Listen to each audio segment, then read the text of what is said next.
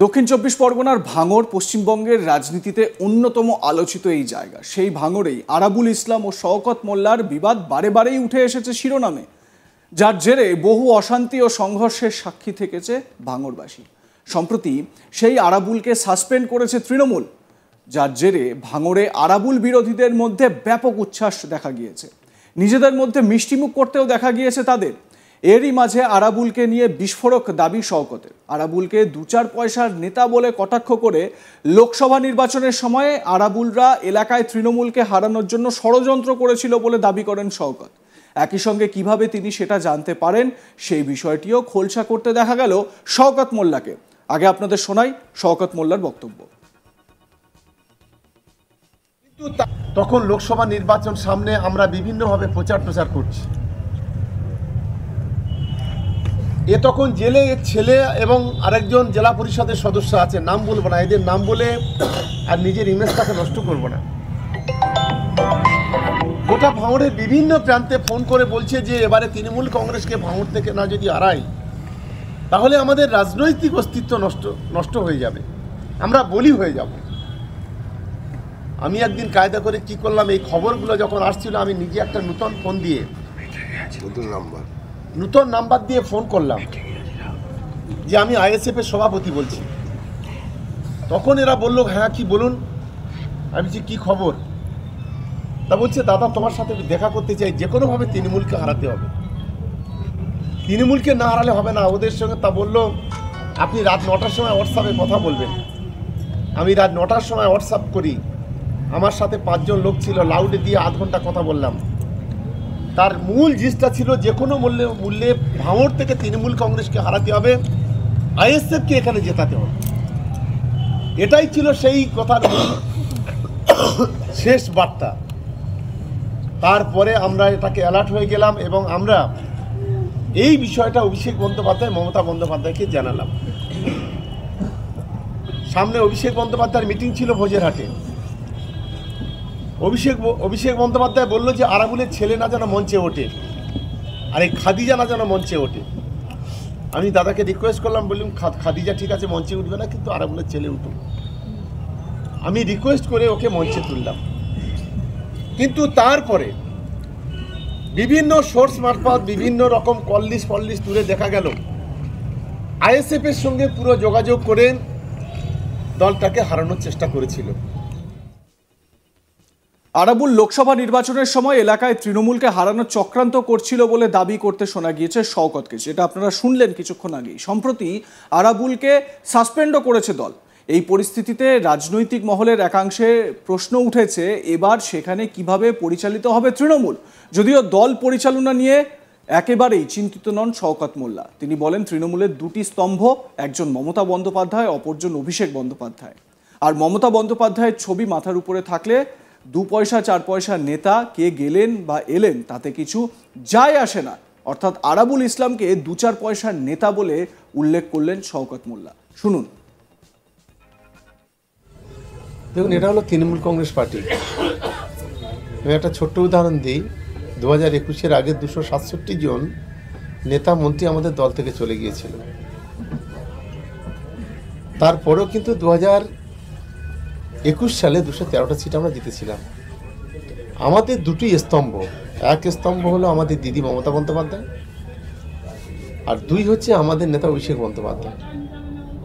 দিদির ছবি পিছনে থাকা মানে, মাথায় থাকা মানে কোনো শক্তি কে গেল কে এলো, এসব 4 পয়সা 2 পয়সার নেতা এরা গেল কি এলো এতে কিচ্ছু যায় আসে না। মমতা বন্দ্যোপাধ্যায়ের ছবি, অভিষেক বন্দ্যোপাধ্যায়ের ছবি থাকলে এটাই যথেষ্ট বলে আমি অন্তত মনে করি। কোনো শক্তি আমাদেরকে আটকে রাখতে পারবে না। আরাবুলকে সাসপেন্ড করার পর রীতিমতো মিষ্টিমুখ করে উচ্ছ্বাসে ভেসেছেন তার বিরোধী শিবিরের মানুষজন, মানে ওই শওকতপন্থী লোকজন যারা। এই প্রসঙ্গে শওকত মোল্লা বলেন আরাবুলের সাসপেন্ডের পর যেভাবে ফুল ও মিষ্টি বিতরণ হয়েছে তা আগে তিনি কখনো দেখেননি। শুনুন উচ্ছ্বসিত শওকত মোল্লার বক্তব্য। একেবারে আজকে সকাল থেকে আপনারা দেখেছেন যে সারা দিন ধরে ফুল এবং মিষ্টি বিতরণ হয়েছে, যেটা কখনো আমি দেখিনি। যদি কোনো নেতা, যে কোনো রাজনৈতিক দলের নেতা হোক, তাকে যদি সাসপেন্ড বা এক্সপেল করা হয়, সেখানে এই ধরনের উৎসাহ কোনোদিন চোখে পড়েনি, যেটা আজকে ভাঙড়ে যতগুলো বাজার আছে, মার্কেট আছে, প্রত্যেকটি জায়গায় আমি যতটুকু সন্ধ্যা পর্যন্ত খবর পেয়েছি, প্রত্যেকটা জায়গায় কেউ সকালে কেউ বিকালে মিষ্টি বিতরণ করেছে, ফুল বিতরণ করেছে। এটা একটা আমাদের দলীয় কর্মীদের একটা উচ্ছ্বাস বলতে পারেন, আবেগ বলতে পারেন, এবং ক্ষোভের বহিঃপ্রকাশ বলতে পারেন। এটা কিন্তু খুব পরিষ্কার, এটা আমরা দেখলাম।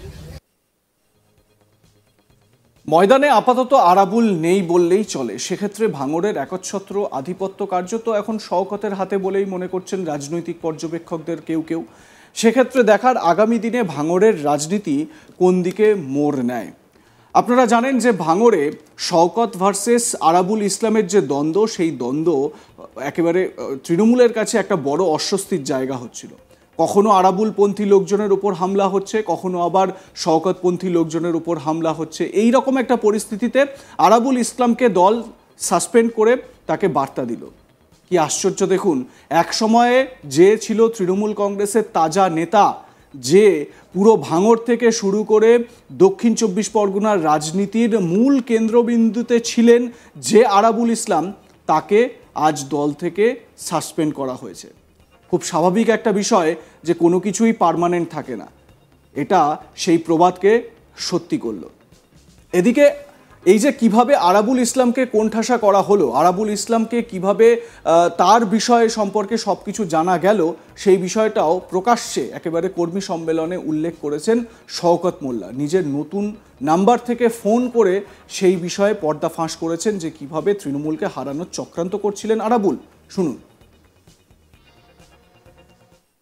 তখন লোকসভা নির্বাচন সামনে, আমরা বিভিন্নভাবে প্রচার করছি। এ তখন জেলে ছেলে এবং আরেকজন জেলা পরিষদের সদস্য আছে, নাম বলবো না, এদের নাম বলে আর নিজের ইমেজটাকে নষ্ট করব না। গোটা ভাঙড়ের বিভিন্ন প্রান্তে ফোন করে বলছে যে এবারে তৃণমূল কংগ্রেসকে ভাঙড় থেকে না যদি হারাই, তাহলে আমাদের রাজনৈতিক অস্তিত্ব নষ্ট হয়ে যাবে, আমরা বলি হয়ে যাব। আমি একদিন কায়দা করে কি করলাম, এই খবরগুলো যখন আসছিল, আমি নিজে একটা নতুন নাম্বার দিয়ে ফোন করলাম যে আমি আইএসএফ এর সভাপতি বলছি। তখন এরা বলল, হ্যাঁ কি বলুন। আমি বলছি কি খবর? তা বলছে, দাদা তোমার সাথে দেখা করতে চাই, যে কোনোভাবে তৃণমূলকে হারাতে হবে, তৃণমূলকে না হারালে হবে না ওদের সঙ্গে। তা বললো, আপনি রাত 9টার সময় হোয়াটসঅ্যাপে কথা বলবেন। লাইক কমেন্ট শেয়ার করুন, দেখতে থাকুন আজ তাক বাংলা। সাবস্ক্রাইব করুন আমাদের YouTube channel, WhatsApp channel follow করতে ভুলবেন না।